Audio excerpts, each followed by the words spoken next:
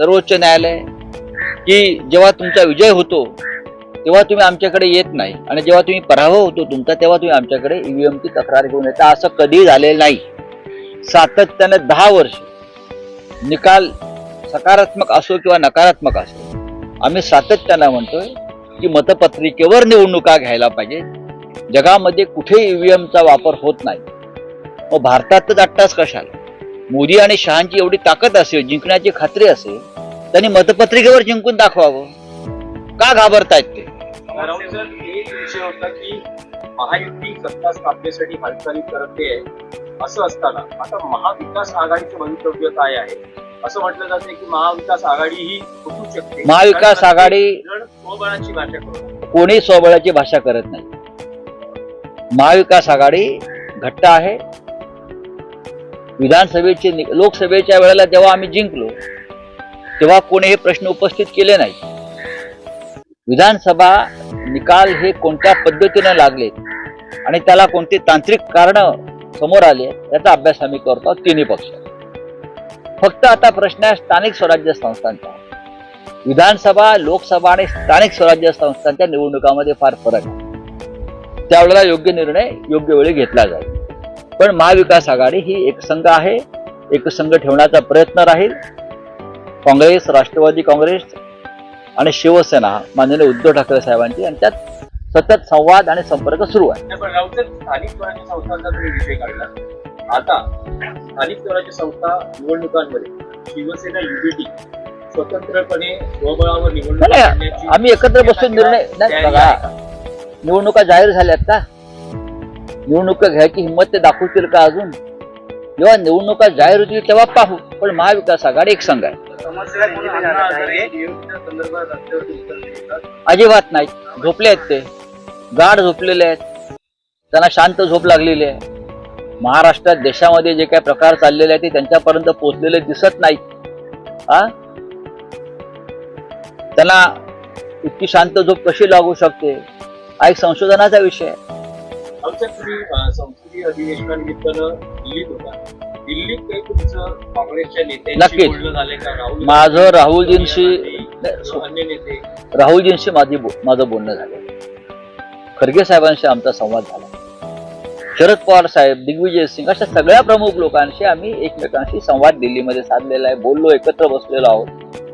आणि हे जे निकाल हरियाणा आणि महाराष्ट्रात लागलेले आहेत त्या संदर्भात आम्ही सविस्तर चर्चा केली आणि भविष्यामध्ये काय करता येईल, काय मार्ग निघेल हे सुद्धा आम्ही त्यातून शोधण्याचा प्रयत्न करत आहोत. मग तो कायदेशीर मार्ग आहे का, आंदोलनाचा मार्ग आहे का, राहुल गांधी यांच्या नेतृत्वाखाली अजून काही मोठा उठाव करता येईल का, या संदर्भात आमची चर्चा झालेली आहे.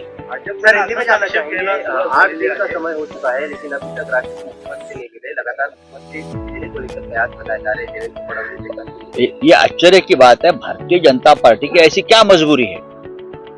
इतनी बड़ी पार्टी, नरेंद्र मोदी जी, अमित शाह जैसे बलशाली नेता, जो अगर उनका कोई आदेश आता है तो सब मानते हैं, मानना पड़ता है, लोग उनसे डरते भी हैं. फिर भी 8 दिन का समय बीत चुका है, अभी तक पूरा बहुमत होने के बावजूद महाराष्ट्र को मुख्यमंत्री क्यों नहीं मिल पा रहा है? 132 लगभग 140 विधायक है बीजेपी के पास, यानी लगभग बहुमत है. उनके साथी है, उनके पास किसी के पास 60 है, किसी के पास 40 है, 200 से ऊपर का बहुमत है. लेकिन महाराष्ट्र को अब तक मुख्यमंत्री नहीं है. यहाँ जो केयर टेकर मुख्यमंत्री है वो गांव में जाकर बैठे हैं. कब शपथ लेंगे, कौन मुख्यमंत्री होगा, इस बारे में किसी के पास जानकारी नहीं है. क्यों हो रहा है ये?